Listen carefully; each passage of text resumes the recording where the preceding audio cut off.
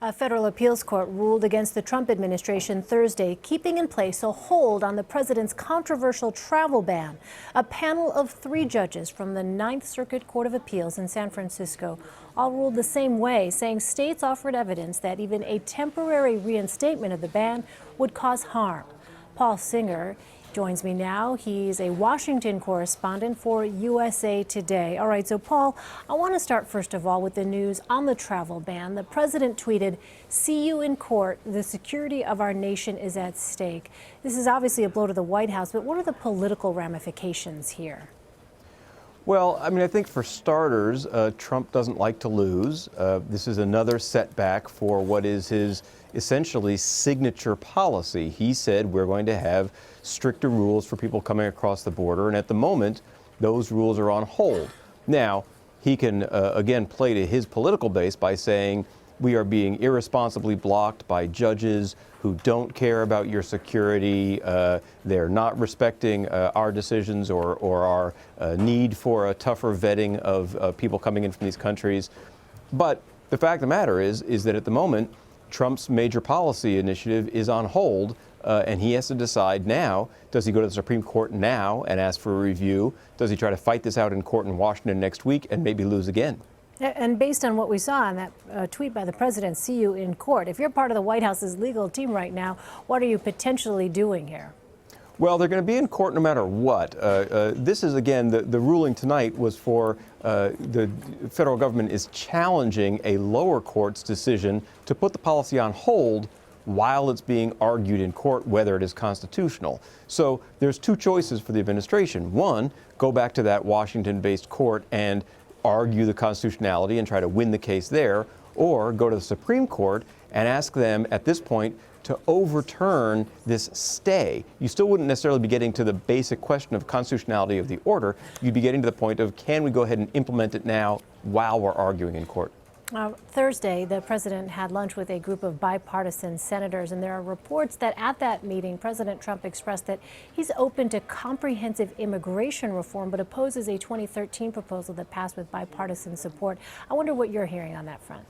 You know, that was a very murky comment by the president. We've spoken to a bunch of senators who were involved in that meeting. The initial reports were that the president was suddenly saying he was open to this proposal that very famously Marco Rubio had helped craft in the Senate, but then opposed when it went to the House. And ultimately, I don't think the president actually endorsed this policy in this meeting this afternoon. What he said was basically, I like it when the senators work together, keep working together, let's look for some solutions. But I don't think it was anything as clear as I'm willing to accept this proposal from 2013, which was something that they basically ran against, all the Republicans ran against during the campaign season in 2016. Yeah. I want to ask you about Democrats' efforts to slow Republicans' agenda in Congress. If business remains this slow, how will it impact not only nominations, but the functionality of the government this year, you think?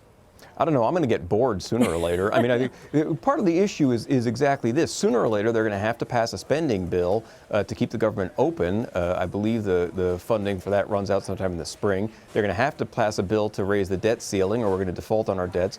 This kind of legislation is going to have to happen. The question is basically, do the Democrats decide to block all the nominations and delay every possible policy because they don't have the votes to beat them? We're just going to have to wait and see. But I think sooner or later, there's going to be some legislation they're going to want to get to that just sort of makes the government run, fill some of the seats, put some of the people in positions to make decisions and get things moving. At the same time, though, as you know, Paul, they are under tremendous pressure from a very angry Democratic base. That's right. And you could make an argument, Democrats make this argument, that the Republicans won on an obstructionist platform, basically. The Republicans in the Senate particularly dug in their heels for 8 years and didn't let Barack Obama do the stuff he wanted to do, and they won on that. They lost, and they got in trouble with their right flank when they compromised. The Democrats now are testing this notion. Is obstruction and standing on principle better than compromising to get things done? From a political standpoint, we will wait and see. At the moment, it is true, you are right. There is a very activated base telling them to give no inch of ground. we will see how long that lasts. All right, continue to watch that. Finally, fallout continues over Judge Neil Gorsuch's comments that the president's attack of a federal judge is disheartening and demoralizing. According to a Gorsuch aide, the comments were made to Senator Blumenthal, who says the judge asked him to repeat them. Could this perhaps be a strategy on the part of the judge to appeal to more moderate groups? What are you hearing? Well, it could definitely be an attempt to appeal to the senators as someone who is an independent voice. One of the important questions that they were grilling Senator Jeff Sessions on, Jeff Sessions, who is now the Attorney General, was, can you be an independent voice to check the power of the president from the Justice Department? By the same token, the first thing the liberals have said, the progressives, the Democrats, the liberals, have said about this nomination of Judge Gorsuch is they don't think he can be independent. He's just going to be a rubber stamp. Allowing some criticism of Donald Trump, maybe that's a hint, oh, I can actually be independent. I can criticize the president. I don't think it's going to be enough, but maybe it's an attempt on his part to show that there is some daylight between him and the president. All right, Paul Singer in Washington. Paul, thanks so much. Thanks, Elaine. Have a great night.